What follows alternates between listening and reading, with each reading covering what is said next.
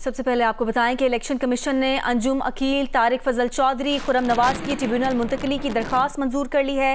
Election commission ने इस्लामाबाद के तीनों हलकों से मुतालिक दरख्वास्तें दूसरे ट्रिब्यूनल मुंतकली की हिदायत कर दी है। नुमाइंदा जियो न्यूज़ नौशीन यूसुफ ने हमें ज्वाइन किया है। नौशीन, बताइए इस खबर से मुताल्लिक। जी बिल्कुल, इलेक्शन कमीशन ने जो है वो फैसला सुना दिया है, जिसके मुताबिक जो मुस्लिम लीग नून के इस्लामाबाद से ताल्लुक रखने वाले 3 MNAs हैं, NA 46, 47, 48 के तारिक फजल चौधरी, अंजुम अकील खान और खुर्रम नवाज, उनकी जो दरखास्तें थी कि जो उनके केसेस हैं वो दूसरे इलेक्शन ट्रिब्यूनल में मुंतकिल किए जाए, उन्होंने उनकी सदा इलेक्शन कमीशन ने मंजूर कर दी है। और इलेक्शन कमीशन ने हिदायत दे दी है कि जो तीनों केसेस हैं इनको जो दूसरे जो ट्रिब्यूनल हैं उन्हें मुंतकिल कर दिया जाए। और इलेक्शन कमीशन ने इस वक्त मुख्तसर फैसला जो है वो सुना दिया है। जी, इलेक्शन कमीशन ने ये मुख्तसर फैसला सुनाया है और ये जो दरख्वास्त दायर की गई थी मुस्लिम लीग नून के MNAs की तरफ से कि दूसरे ट्रिब्यूनल मुंतकिल किया जाए, एतराज़ात आयद किए गए थे, तहफ़्फ़ुज़ात का इजहार किया गया था ट्रिब्यूनल्स पर। और इससे मुताल्लिक़ मुस्लिम लीग नून के रहनुमाओं ने प्रेस कॉन्फ्रेंस भी की थी, मीडिया से गुफ्तगू में बताया था कि जिस तरीके से जिस तेज़ी के साथ ये मामला चल रहे हैं तो उसमें शफाफियत, ट्रांसपेरेंसी नज़र नहीं आ रही है और दीगर भी तहफ़्फ़ुज़ात का इजहार किया गया था। इस पर उन्होंने कहा था कि हमने दरख्वास्त दायर की है कि ये इलेक्शन ट्रिब्यूनल इसको मुंतकिल किया जाए, ये हमारी दरख्वास्त है।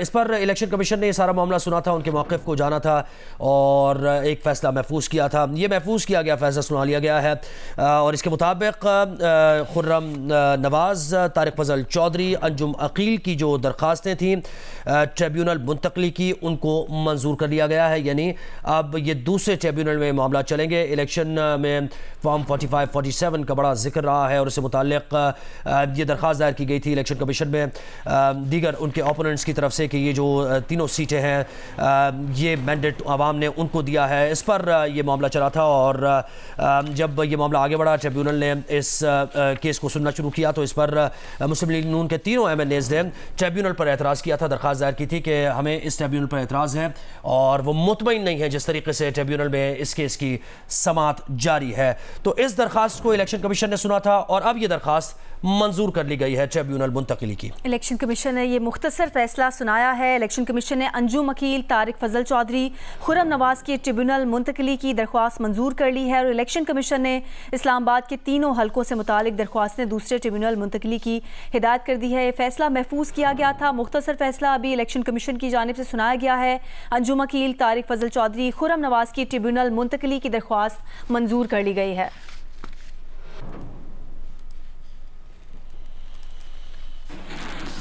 बुलेटिन के सिलसिले को आगे बढ़ाते हैं। गुज़श्ता रोज़ खैबर पख्तूनख्वा के ज़िला लकी मरवत में दहशतगर्दों के IED हमले में शहीद पाक फ़ौज के कैप्टन फराज इलियास को पूरे फ़ौजी एजाज़ के साथ चूनिया में सुपुर्द खाक कर दिया गया। कैप्टन फराज शहीद की नमाज जनाजा में वज़ीर आज़म शहबाज शरीफ ने भी शिरकत की। वज़ीर आज़म शहबाज शरीफ कैप्टन फराज शहीद की तदफीन के मौके पर भी मौजूद रहे और शहीद की कब्र को मिट्टी भी दी। 26 साल कैप्टन फराज इलियास शहीद की 19 जून को शादी होना थी। वज़ीर आज़म शहबाज शरीफ कैप्टन फराज इलियास शहीद के वालिदैन से मिले और शहीद की कुर्बानी को खिराज अकीदत पेश किया। अल्लाह ताला किसी किसी को ये अजीम रुतबा बख्शता है, मुकाम बख्शता है। कुरान करीम इस बात का जगह जगह गवाही देता है कि इनको मुर्दा मत को, ये जिंदा हैं। अल्लाह हमें आपको सब्र दे। ये कुर्बानी जाएगा नहीं जाएगी। मैंने सुना था कि 19 जून को उनका निकाह होने वाला था। जी जी। साबिक निगरान वज़ीर आज़म अनवारुल हक काकड़ ने खुद को गंदम इम्पोर्ट स्कैंडल की तहकीकात के लिए पेश कर दिया है। इस्लामाबाद में गुफ्तगू करते हुए अनवारुल हक काकड़ ने कहा कि वो सबूतों के साथ किसी भी अदालत में हिसाब देने के लिए तैयार हैं। गंदम इम्पोर्ट करने की इजाज़त 2019 में दी गई। शहबाज शरीफ ने उसी इजाज़त के तहत इम्पोर्ट करने का फैसला किया। 4000 इमदादी कीमत पिछली हुकूमत मुकर्रर करके गई। आलमी कीमतें गिरने के बाद वही लोग आटा सस्ता होने का क्रेडिट ले रहे हैं। इस मामले में फिर मैं आपको कह रहा हूँ 7000 से लेकर 70 अरब जो भी निज़ाम लगाता है, मैं इस दुनिया में भी और उस दुनिया में भी with evidence in the court of law in this world, मैं अवॉइड नहीं करूँ कि आखिरत में हिसाब होगा। आखिरत में भी दूंगा, इधर भी दूंगा और उधर भी दूंगा। हमने इम्पोर्ट की कोई इजाज़त ही नहीं दी। 2019 में उनकी हुकूमत से लेकर शहबाज साहब की 16 माह की हुकूमत तक उसमें मौजूद थी, हमारे दौर में कुछ इजाज़त भी मैंने नहीं दी। और जो सपोर्ट मैकेनिज्म प्राइस था वो जाती हुई हुकूमत 4,000 रुपये मुकर्रर कर गई। अब इंटरनेशनल मार्केट में गंदम सस्ती हो गई। ये हमने करवाई, मेरा इंटरनेशनल मार्केट में एक्सेस था, या ये सपोर्ट मैकेनिज्म प्राइस रखने में थे? आज लोग क्रेडिट ले रहे हैं कि हमने गंदम सस्ती करा दी, चोरी हमने की, गंदम इन्होंने सस्ती करा दी। वाह वाह वाह वाह वाह वाह, ज़बरदस्त। हमारे दौरानिए में 4 लाख टन एक्स्ट्रा गंदम आई है और 9 लाख टन 3 मार्च के बाद जब शहबाज साहब की हुकूमत आई है उसके दौरान में आई है। 4 लाख टन कंजम्पशन पाकिस्तान की 2.5 दिनों की है। 2.5 दिनों की एक्स्ट्रा गंदम से क़यामत आ गई पाकिस्तान में। पिछले 20 साल से 13,000 मेगावाट की बिजली न पैदा करने के पैसे दे रहे हैं, कोई क़यामत नहीं है। पीपल्स पार्टी के रहनुमा हसन मुर्तज़ा इस वक्त लाहौर में प्रेस कॉन्फ्रेंस कर रहे हैं। उस वक्त आप लोगों के घरों में चादर चार दीवारी का तकद्दुस पामाल करके घुसते हैं। आप अंदर घुसकर उनके खाने वाली गंदम भी उठा कर ले जाते हैं। वो जो बीज के लिए रख के बैठा होता है वो भी आप उठा कर ले जाते हैं।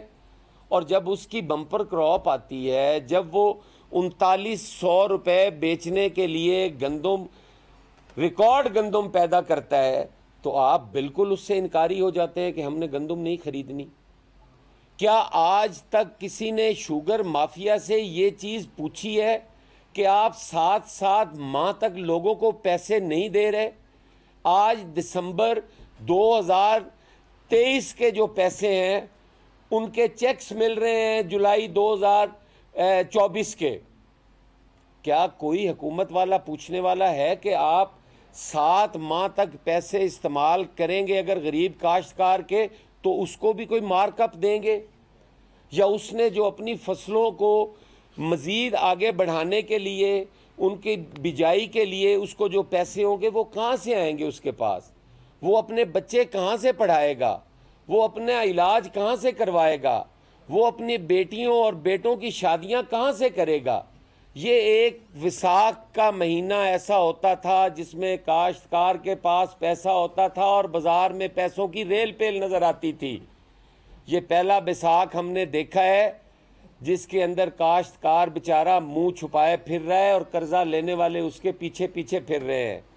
आपका एक तहसीलदार वो उठता है और वो काश्तकार को 500 या 1000 रुपये की बकाया जात की मद में कान से पकड़कर अंदर दे देता है, उसको जेल भेज देता है। और उधर दूसरी तरफ अरबों रुपए के जो ताजिर और जो बिजनेसमैन हैं वो अरबों रुपए के डिफ़ॉल्ट कर जाते हैं, उनको कोई पूछने वाला नहीं है। क्या ये दोहरा मेयार नहीं है इस मुल्क के अंदर? क्या ये काश्तकार के साथ जुल्म नहीं हो रहा? मेरी गुजारिश है अपनी हुकूमत से, मैं बार बार इसे अपनी इसलिए कह रहा हूँ कि इस जुर्म में हम बराबर के शरीक हैं। हमने आपको वोट दिया है और वो इसलिए नहीं दिया कि आप बजट भी अपने किचन में बैठ के तैयार कर लें।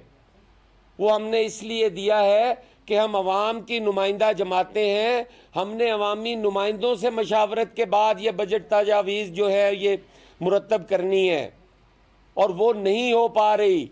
आपने पाकिस्तान पीपल्स पार्टी को, जो आपकी मेजर कोलिशन पार्टनर है, आपने उससे भी ये ज़हमत गवारा नहीं की कि उसको इन तजावीज़ में या इस मशावरत में आप शामिल कर लें। ये अफसोस के साथ कहना पड़ता है। और यहाँ पर मैं अर्ज़ करूँगा कि जिस तरीके से ये बजट की तैयारी में पाकिस्तान पीपल्स पार्टी को ऑन बोर्ड नहीं लिया गया, मैं आप सारे भाइयों के सामने बैठ के बड़े वसूख के साथ कह रहा हूँ कि इस हद के इज़्ज़त बिल पे भी पाकिस्तान पीपल्स पार्टी के साथ मशावरत नहीं की गई। पाकिस्तान पीपल्स पार्टी इससे इतनी ही बेखबर थी जितने आप लोग थे। पाकिस्तान पीपल्स पार्टी को उस वक्त बताया गया जब ये कमेटी में बिल चला गया, उस वक्त भी पाकिस्तान पीपल्स पार्टी की नुमाइंदगी मौजूद नहीं थी वहाँ पर कमेटी के अंदर। अली हैदर साहब हमारे पार्लिमानी लीडर, वो उस वक्त अपने भाई के बाय इलेक्शन में थे। आपने वहाँ से भी उजलत में करवाया।